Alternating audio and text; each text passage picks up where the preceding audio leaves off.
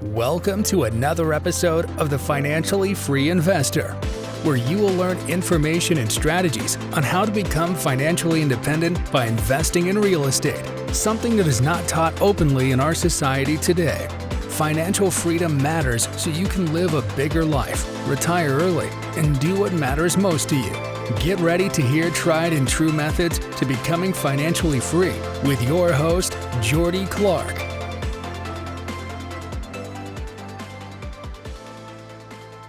All right, welcome in, guys, to another episode of The Financially Free Investor. I've got a really good friend of mine, Mr. Mike Ayala, Mr. Investing for Freedom, here with me. How you doing, Mike?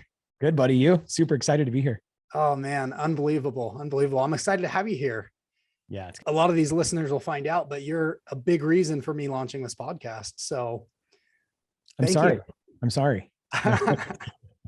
True to your word, it has been fun talking to people, and getting all of this information out there is going to be a good thing. So yeah. And just providing, your knowledge and information to the world is amazing. So yeah, looking forward to it. Yeah. Well, here we go, man. Dude, why don't you maybe give us a 2 or 3 minute synopsis of who is the Mike Ayala, and then we'll kind of jump into some questions. Well, the Mike Ayala is a guy on Instagram. I don't usually go by the Mike Ayala. So I have been married for, we're pushing 23 years. It's been crazy. I'm married to the love of my life, Kara. I have 3 children, adult children now, actually. 21, Dylan's 21, Tim is 20, and Kaiten is 18. I always lead with that because, everything that I've done at Investing for Freedom and everything we work toward has really just been all about that. And I think I'm so excited for your show because really, if we just take inventory on what's really important to us, I mean, I can almost answer it, for most people, it's usually, our spouses, our partners, our children, and the things that we really keep important. And so I'm part of a group called Front Row Dads, and I love the tagline. I wish I had came up with it, but I didn't. I consider myself a family man who has a business, and that's what my wife, Kara, and I have always really worked toward is, just creating memories over possessions and relationships first, and all of that. And along the way, we've had some successful businesses and some exits, and, created a real estate portfolio. We own a bunch of real estate personally, and, syndicated. And so we've done all of that too. But I think at the end of the day, what I'm really proud of and what I cherish most is just the human relationships that we get to build. Yeah, that's so good, because that's totally the only thing we can take, right? Like we can't, when we pass away, we can't be like, hey, here's my real estate portfolio I'm going to take with me. Yeah. Really, it's just our relationships and the time and connection that we find here on this earth. So it gives meaning to everything else, because really, what's one more property, and all of it doesn't mean anything if we're miserable in our personal lives, or, our marriage is falling apart, or our kids don't want to spend time with us, So focusing on that stuff as well as everything else going in life it's awesome. And it really is who you are. Just getting to know you over the last 18 months personally has been awesome. So with that, why don't you tell the folks listening, how did you get started on your journey to financial freedom? Really, and I talk about this a lot, and you were just alluding to it too, but one of the things that, and I obviously didn't come up with this when I was, 16 or 18 years old. I talk about this often, but what do you really want and why do you want it? And then we can go into the other parts later. But Kara and I realized at an early age, and I'll just kind of, I guess get open. When I was growing up, my real dad was abusive. He was an alcoholic. He was in and out of my life. He was a drug addict, and, he was gone more than he was present, actually. And when I say abusive too, he wasn't physically abusive to me, but obviously he wasn't the greatest father in the world. He was, abusive to my mom. And so that's kind of the home that I grew up in, and really didn't have anything. I didn't have any level of stability. And I met my beautiful bride when I was in high school. And, from the time we met, like we kind of gelled and clicked. And Jordy, I don't think we've probably ever talked about this, but Kara and I in high school, we'd be on the phone till like 1, 2, 3 o'clock in the morning, just like dreaming about the future. We were always like kind of vision casters, just thinking bigger. I mean, literally when we were in high school, we were talking about being undercover FBI agents together when we were old. And thankful I didn't go down that route, because I don't know how that would have ended. But, we were always visionaries. We were always like just thinking about what we wanted life to look like. And you kind of put that together when we finally started talking about getting married and ended up getting married. One of the things that we always talked about, and I alluded to this, was making memories over possessions. I did not So first off, we got married in May, and the following May, our first son showed up. So I was 20, she was 19 when we got married. I was 21 when our son was born. And so right off the gate, we're having kids, we're working and everything else. And we had this conversation, like we wanted to make sure that we were present. And a lot of times, at least back then, I mean, a lot of times the father is gone. My dad was gone, and I didn't want to be that dad. And, through a series of events, I ended up getting to the point where I was working my tail off. But Kara and I had really, we really emphasized wanting to make sure that we were both present growing up. And so that's really what started I wouldn't have called it investing for freedom at that point in time, because I didn't really understand what I was looking for. I just knew that I wanted to make sure that if my kids needed me, I didn't miss dads with donuts, or, I didn't have to miss a recital or whatever because my boss told me I couldn't take off work. That's really where my freedom journey began, was just wanting to make sure that I was present for my family. Wow. Yeah, that's awesome. So walk us through, you've got a 1-year-old or a brand newborn baby. You want time with him. You want time with Kara. I know you worked a ton. You were a plumber by trade. Was there a book, or how did you kind of figure out the concept? Like, you can buy your time back with, I know you did it specifically through real estate, right? So maybe walk us through a little bit on that. I guess just to back up a little bit before I address the books and what kind of changed my thinking around that, I found myself, I'll fast forward a little bit. So I was working as a plumber. Like you said, I was working out of town. I was running a $3.5 million casino expansion. I was running a crew of 15 to 20 employees. And literally I'm like working 100 hours a week. And so Kara's now, we've got our oldest son, Dylan. Our middle son, Tim, had been born. So I'm fast forwarding a little bit. I was 23 years old at this point in time. Tim was born. We literally had our kids like 18 to 24 months apart. They were like, bam, bam, bam. Tim was born. He was a little guy. And then my wife was pregnant with Kaiten, our third child. So I'm working out of town. I'm literally working over 100 hours a week. I was running this job. We'd work all day long. And when you're working in like casinos and high-end companies like that, it's not, they don't care how much overtime you're working. It's get the job done, because every day that they're not open, they're losing a bunch of gambling money. So we were working around the clock. I would literally work with my crew. Then I'd go to the hotel room at night. I'd do change orders, paperwork. There was literally weeks that I worked 110 hours a week. The math was insane. I'd go home on a Sunday night. And again, got to remember, I'm out of town. Kara's, I'm missing the kids and she's pregnant. I'd go home, and on a Sunday night, 7 o'clock, 8 o'clock at night, have a cold dinner, wash my clothes, and go back Monday morning, do the same thing all over again at 3 o'clock Monday morning. I'm like, this is not what we signed up for. And this is what I was thinking at this point in time. So I want to give the listeners a little bit of grace if you're in your freedom journey, because a lot of times when you're listening, to me and Jordy, we're looking backwards. And so it's easy to connect the dots backwards. Sometimes it's hard connecting the dots forward. I wasn't necessarily connecting the dots then. This is what I told myself. If I'm going to work 100 hours a week, I might as well be doing it for myself. So in my mind, what I was thinking is, I might as well go start my own business. And that's what I was thinking entrepreneurship was at that point in time. I might as well go work 100 hours a week for myself. So I quit, left with the partner. We pulled $75,000 of 401k out, which, by the way, we got hit with taxes later that year, but we're like, we'll just make enough money by the end of the year to cover the taxes. And so we literally started a plumbing and HVAC company at the age of 24 so that I could, buy my freedom, which wasn't really what I was thinking about at that point in time. And man, from there, it was just a crazy journey. I know I haven't hit the real estate stuff yet, but I didn't start investing in real estate till a year or two later. And in my mind, real estate was kind of like a passive investing thing. And I was making the majority of my money in that business. But you did the best you could at that point in time, given the knowledge you had, and you were moving forward. And, to your point, where a lot of listeners maybe haven't bought real estate yet, or, they're on their path wherever they're at. I think that's very true. Like, a lot of the times we compare our chapter 2 to someone else's chapter 22. Mm-hmm. And, the important thing is just progressing and moving forward. And what money does is it just gives us options, right? That's all buying real estate or growing your business or doing whatever else you're doing does, is it just gives us options in the future. Yep. Well, and there's such a compound effect to all of it. And that's what I love about, I don't know how much your listeners know about you yet, but I know quite a bit of it behind the scenes. And I just love what you're building, because the reality is none of this is a get rich quick overnight thing, but the more we can start stacking again, multiple streams of income. And I was just on a call recently. You were talking about what book changed your life.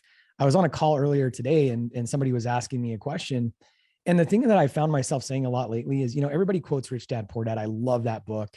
There's multiple books that have changed my life. The Richest Man in Babylon. You kind of asked, what got me thinking. The thing that nobody talks about is Robert Kiyosaki's book called Before You Quit Your Job.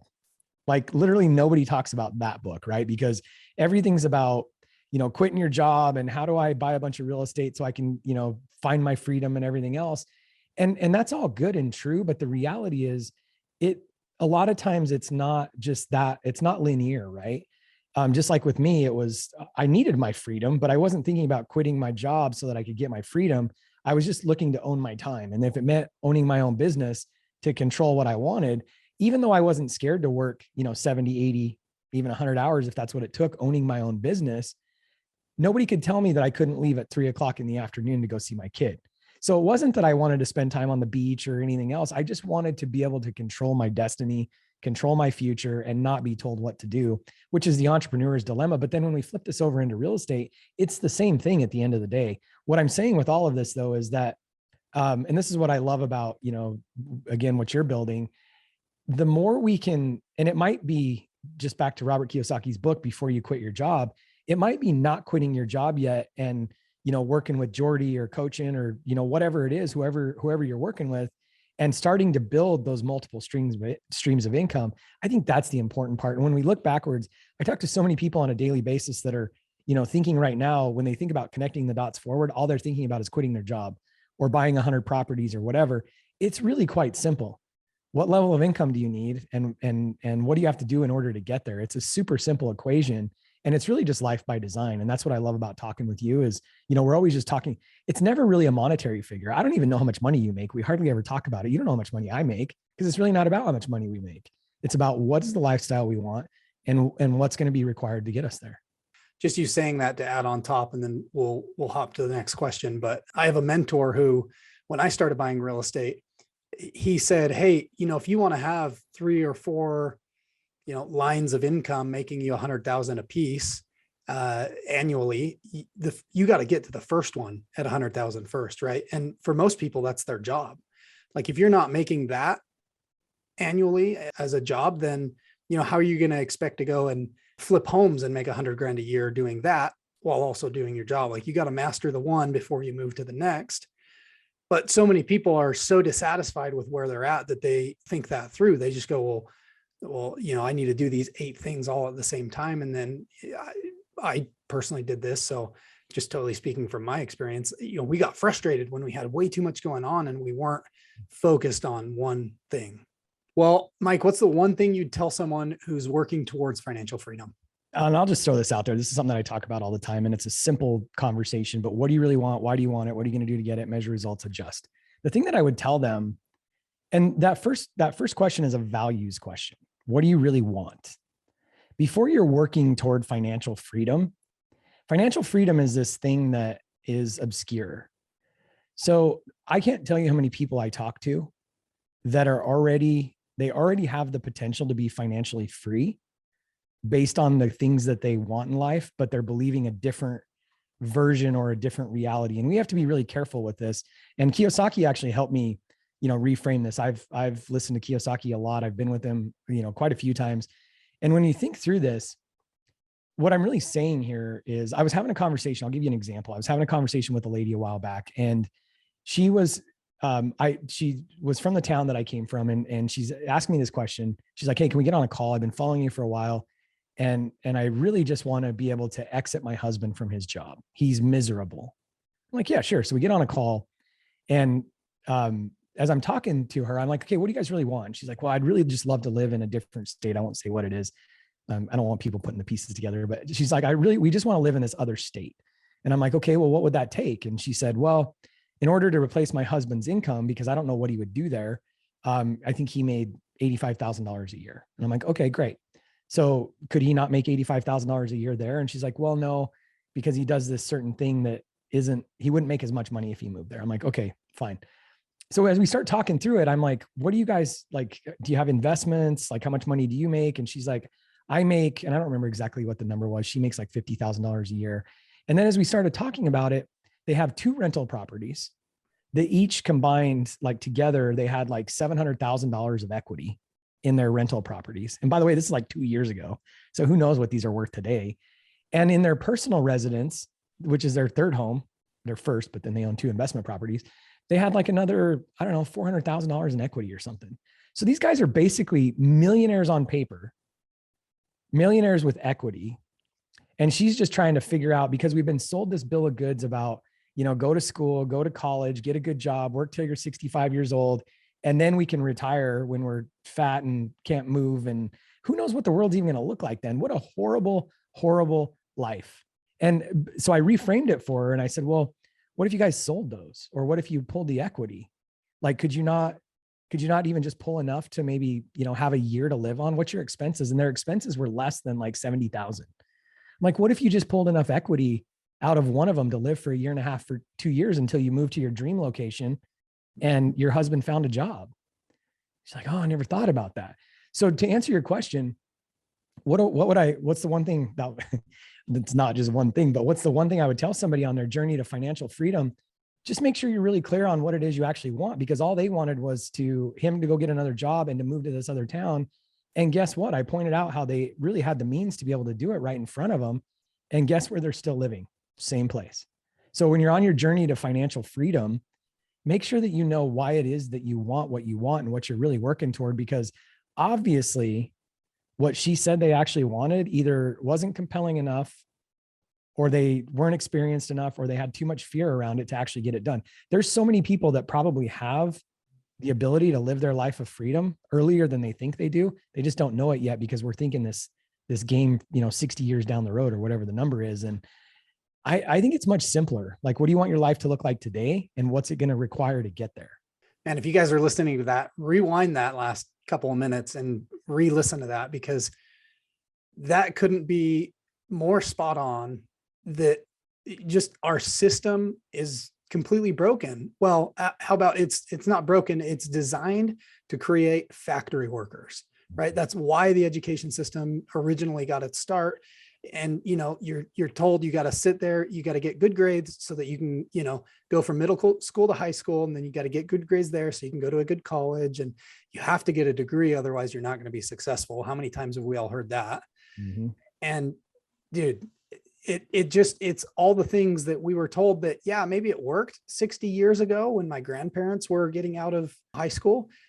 However, does that still work today? And then to your point, like just reframing, looking at what you have, and that could be, assets, that could be a job, that could be anything. And then just going, okay, well, where do we really want to go? And it's little tweaks I've found in my life that you make those little tweaks and pivots, and all of a sudden you're steering your ship called life towards where you want to go. And it really happens a lot quicker than you think, where a lot of the times, you were saying like this 60-year plan that we all have, really, financial freedom, if someone actually goes after it and doesn't get too aggressive, they can have it in 5 to 10 years with not that much lifestyle change.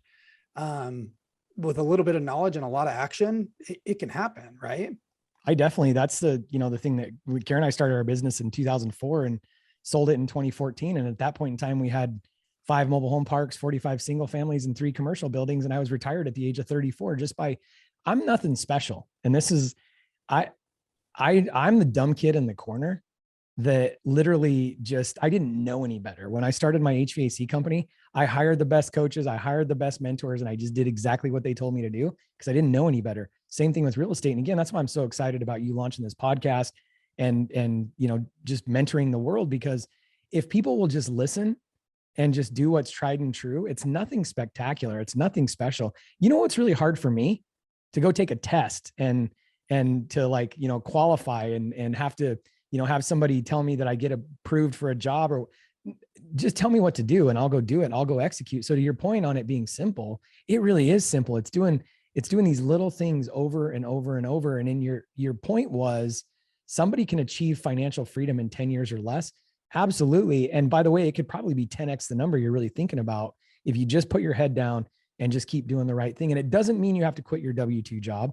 And it doesn't mean that you have to go out and buy 100,000 properties or, syndicate or do any of these crazy things. It's just doing the same right things over and over and over and making sure that they align with what you really want. Oh, totally. Well, the interesting thing is, I don't know about you, but when I was in school, cheating off of somebody else's test, like that's failing. And they drill that into you. No, you can't cheat off of that test. You can't look over at your neighbor and see what they put down as an answer and then just copy that, right? Yet in business, everyone I know in GoBundance that we're both a part of, and everyone that's super successful hires a coach, hires someone that's been there, done that, hires a mentor. They get in one of these programs that, someone has gone from 0 to 25 rental properties or whatever that may be. And they work through a framework of, hey, this is how I did it. Go and duplicate it. Right. So here we are in the real world, and what was taught to us in elementary, middle, high school, college doesn't apply here. Right. Right. No one taught you, hey, if you want to go build an HVAC business, go hire a coach. Yeah. I've been on 2 calls today, Jordy, where literally today, where 2 different people on 2 different calls said to me, why would somebody want to help me? And I'm like, this is the mindset that you're talking about in school. Like we can't, if you have somebody help you, you're cheating, or like we're trying to pull each other down. And that's the wrong mindset. When we're talking about like GoBundance, and some of my greatest mentors in life are free mentors that I've never paid a penny to. And they're just more than happy to answer my phone call and help me. And it's crazy that 2 times today I've been asked, why would somebody want to help me for free? If somebody doesn't want to help you for free, then they're probably not in an abundance mindset. They're probably in a poverty mindset, and they're ingrained. And it's not our fault, because to your point, we're taught this. It's us 4 and no more. Like, don't share your secrets. Like, it's all proprietary. In the GoBundance world, I don't care if it's mobile home parks. I don't care if it's HVAC. I love going to industry events, because the best of the best are always willing to sit down at a table and say, I just did this, this, this, this, and this. And they're not looking for a penny for it. Now, I'm not against paid coaching either. I do paid coaching. We do the couples mastermind. There's a lot of things that I think you should pay a mentor for, or a consultant. I always have mentors and consultants. I have a coach I've had a coach almost every single point in my life since 2004. So I'm not opposed to paying people either. But to your point, people that are successful want to share their truth. But I'm just surprised at how many people think that, nobody's going to share their truth with them. So why do you think that is? Like, I've got my reasons, and I'm happy to share them, yet you're way more wise than I am. So why do you think successful people are so willing to give? Why are the Mike Ayalas and the Jordy Clarks and the Matty A's and everyone who's doing a podcast we're not getting paid for this? Why was someone willing to help someone else for free? You're not getting paid for your podcast? No, I'm just kidding. No, it's the same thing of it's connecting the dots backwards, right? So when we look backwards, so if we're trying to look forward and nobody's helped us and we don't know how successful we are, it's really hard to connect the dots forward and realize that everything you need is on the other side of a human. And I'll say that forever. Like, it's not about money. It's not about lending. It's not about more land. It's not about more deals. Everything we need in life to be successful is on the other side of a relationship. And so connecting the dots backwards, the reason why Jordy's willing to share, the reason why Mike's willing to share, the reason why successful people are willing to share is because when they connect the dots backwards, they realize that the reason why they're successful is because it took so many people along the way that came into their life that helped make them successful. My first boss that I quit because I was a slave to him and I didn't have my freedom, he would always say this. Almost every meeting, he had an apprenticeship program that he started. I actually ended up becoming an instructor. He always would say, we owe it to the next generation to teach them.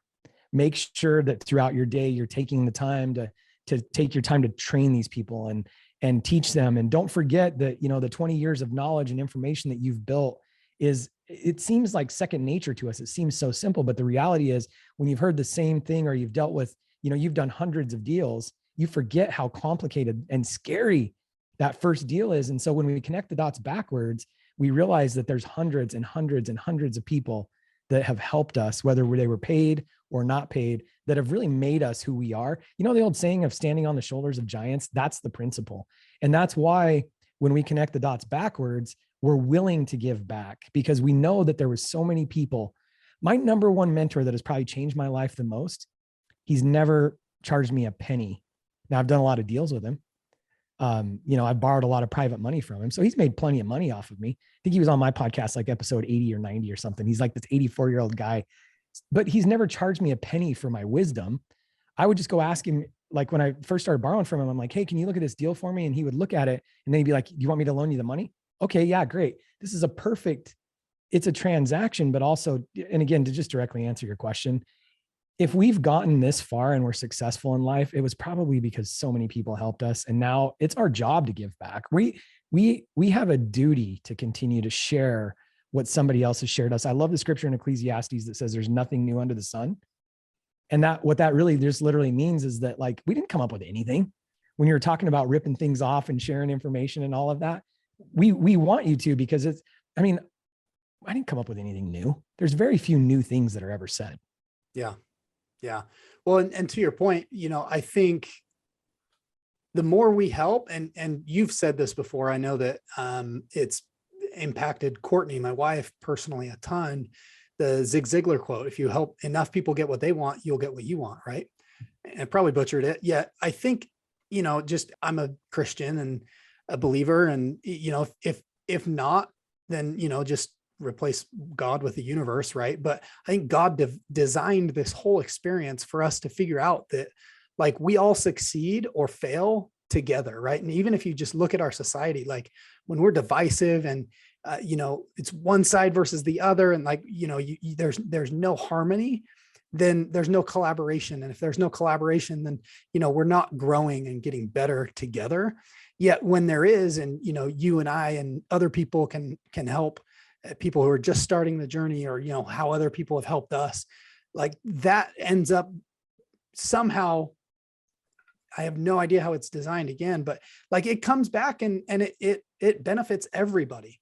Even if it's just like, man, I'm reminiscing, doing my first deal and thinking about that as I'm helping this, new person get started, or, it's just very interesting how a lot of the times people just equate, something to, well, if they're not getting paid for it, why would they do it? Well, money, as soon as you have some money, you realize that money isn't really important. Right? Sure. It facilitates everything. You can buy stuff, having more money. Sure. But at a certain point, and I think I can't remember the study, but I think it's like $75,000 a year. Like people are no happier above that, like incrementally, it doesn't do as much. Right. And so for people who maybe have found some success, like definitely, to Mike's point, go find a mentor, go find somebody that can help you. Keep listening to these podcasts, because everyone got to where they are from the help of somebody else. And if they don't admit it, they're just lying, because like no one succeeds alone. Yeah. I love it so much. And I love what you were talking about too. I'm a believer, and that I don't care what your position is. I've said this for years. Like, I do believe it doesn't matter what your faith is. It doesn't matter if you don't have any faith. I don't care if you're agnostic, atheist, or whatever. You can't deny that there isn't values and principles that exist in the world. And I come back to the simple version of this. It's like, if you treat me well, I'm going to treat you well. So I think it really comes back to that. I'm just thinking, like, there's the Zig Ziglar quote, you can have everything you want in life. You just help enough other people get what they want. Well, Jesus said in the Bible, with the same measure you give, it'll be given back to you, good measure, pressed down, shaken together, and running over. It's the same statement. It's the same principle. I don't care how you say it. I don't care who says it. It's a principle that exists. And if you believe in foundational principles, just line into those. And I think that's really the key at the end of the day, is like, and money's just an energy too. Like when you're, talking through that, money's purely an energy, and money is relatively new in the big scheme of things, like the way we think about money today. I was thinking, as you were saying that, if we were back in the day, like Little House on the Prairie, just thinking back to then, like most of us were business owners. Like so much has changed. This whole employee concept is so different than what existed back then. But I'm thinking Little House on the Prairie, if I'm walking down the road or I'm, taking my grain to the market and your cow is stuck in the ditch, like I'm probably going to stop and help you get your cow out, because I get my milk from you. And even though I got to deliver, but people would say, well, are you just doing that because you know that if you don't help get the cow out, you're not going to have milk? Who cares? That's not really the monetary exchange is never part of the conversation. It shouldn't be part of the conversation.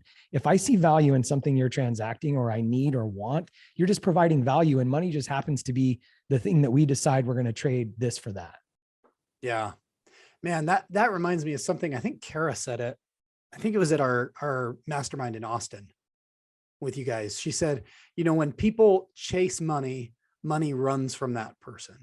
Mm-hmm. Yet when somebody isn't chasing money and they're just open to receiving it, it flows to them. Right. And I always think of, in Chile, they have a saying, it doesn't translate to English and make sense, but basically it's like, if you hold out your hand, money can freely go in and out of it. Right. But if you ball your hand up like a fist with your $3 that you have in it, sure, you hold on to your $3 and it doesn't leave you.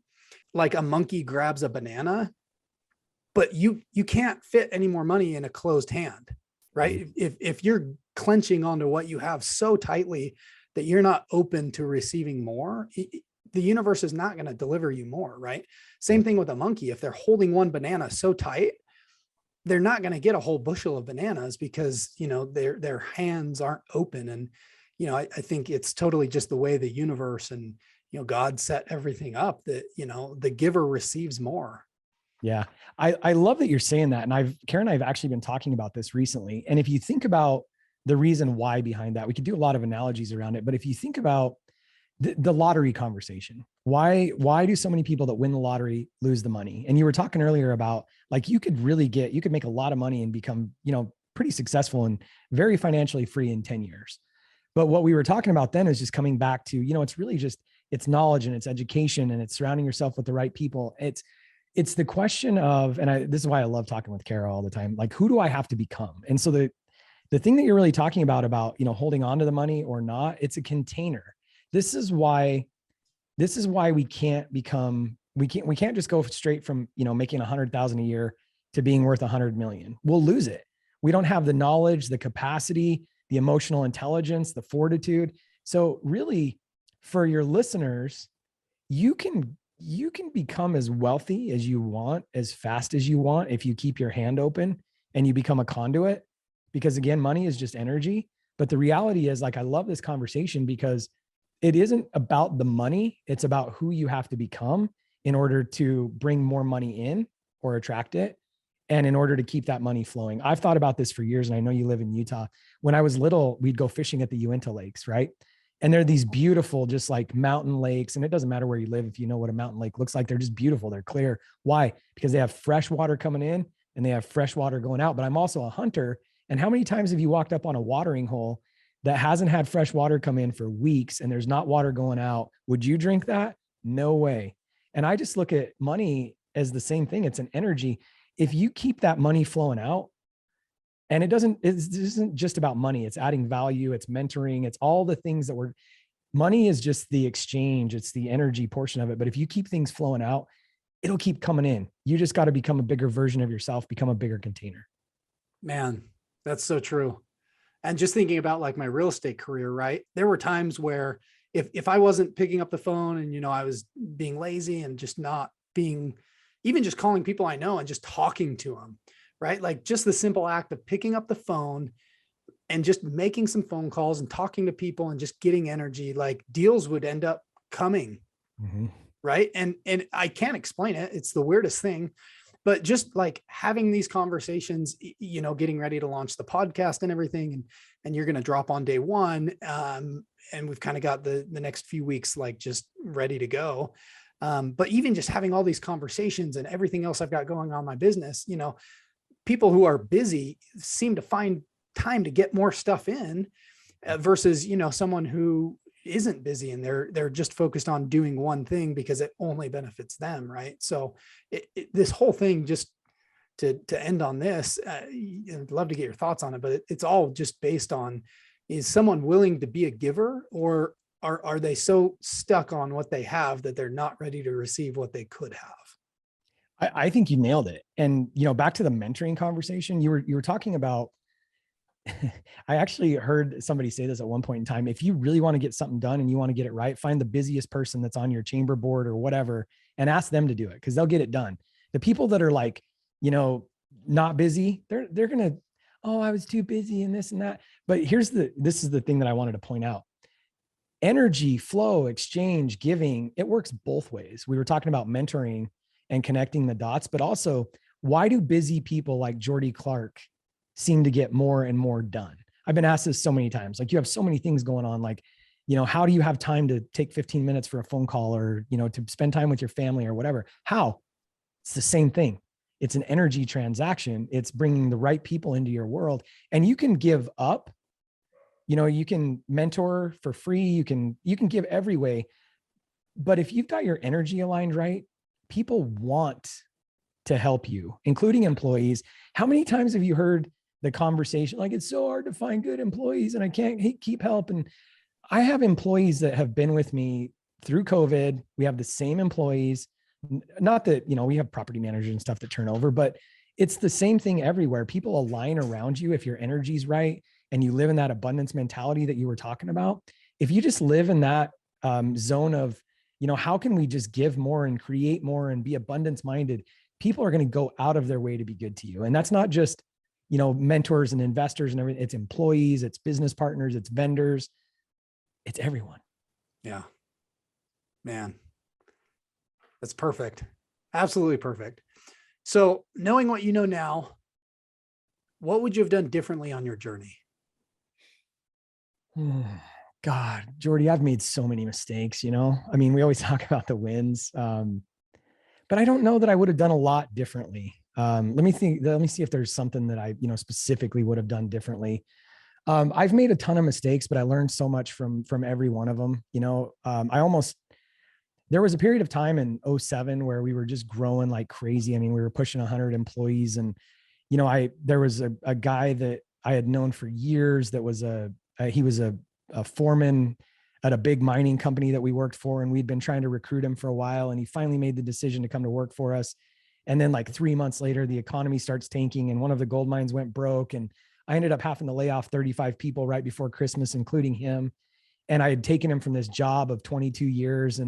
But see, the thing is like, I don't know that I would have done it any different, because I wouldn't have known that was coming. And so there's a lot of things where I made mistakes. And, I was a hellion when I was an early boss, because I was stressed out. I didn't have, the experience that I've had. I wasn't as emotionally, but again, what could have I done different? I wasn't the human then that I am now.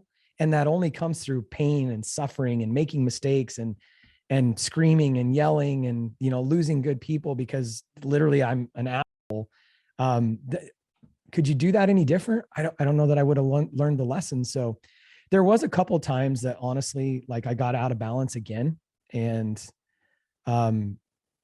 one time we were really busy. We had a lot of jobs going on, and I ended up leaving a vacation short, and my family, when they were driving home, ended up in a car accident. They rolled, I don't know if we've talked about this, but they rolled 3 times going 85 miles an hour.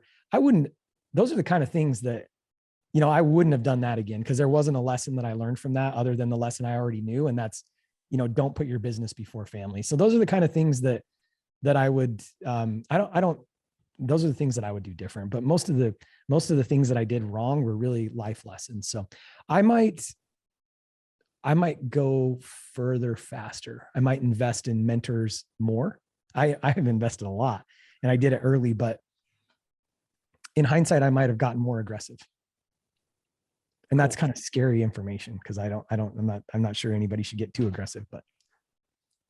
Well, no, I think that's good advice, right? Because as you look back on your journey, was perfect that you said you wouldn't really change anything, because it made you who you are today. You learned lessons, and that's who you are. Like, you take life experiences and you go, oh, that's interesting. And you don't necessarily dwell on it. You learn from it and move on. Yet, like, dude, it like we said at the beginning, it all comes back to family, right? Mm-hmm. So just that, and growing fast, like a lot of the times I think we just don't give, and you've coached me on this a little bit. Like, we look at our blooper reels, because we see everything we do and we compare it to somebody else's highlight reels, and yet we don't realize, like how amazing we may be. Right. So even though we're all imperfect, we're all in this journey together, whether it's just the journey called life. So man, that's awesome. Great wisdom. Thank you. Thank you. Cool. Well, with that, we will let you go. Thank you for your time. You're a very generous man. I appreciate everything you've done for us, and we'll see you on the next episode. Appreciate you, sir. Thanks for having me. Yeah.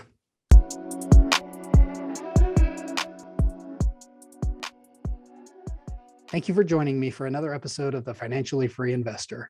If you found value in this episode or know someone who would find value in this information, please share with them, subscribe, and send us a review.